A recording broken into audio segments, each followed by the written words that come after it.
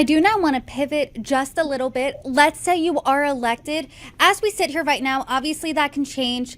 The House has a Republican majority, so that means you would have to work across the aisle. What areas, what issues, what policies could you see yourself working with Republicans on?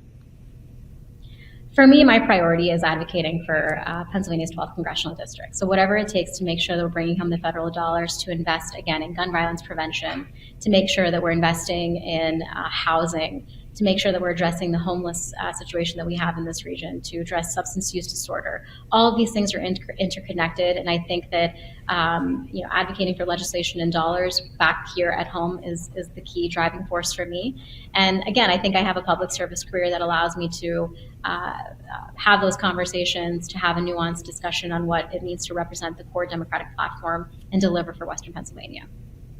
Gun violence is a third rail issue in this country, it seems, when between the two parties. Pittsburgh had a horrific mass shooting just a few years ago, and gun violence continues to ravage the nation. So where specifically could you work with Republicans on this? Because there seems to be an impasse when it comes to Democrats' views of gun violence prevention and Republicans. So for me, somebody who comes up in local government, something that was really important to me was working with our local school districts to organize Stop the Bleed trainings. And so, I would like to see federal funding for programs like this that empower school districts, teachers, and students to take ownership and to educate ourselves around gun violence and to understand how we can get guns off the streets in our local communities, and also invest in programs that allow individuals to have additional other outlets. I think that solving a problem like this needs to be locally rooted, and I'm really passionate about making sure that we bring home the dollars to programming that can support that. We are just a few weeks away from 2024 in general, so I'm curious what's next for your campaign.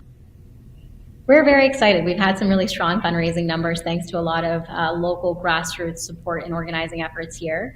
Again, we're sitting in our office. At our office opening, we had roughly 150 people throughout the district show up and showcase support for our message and my candidacy.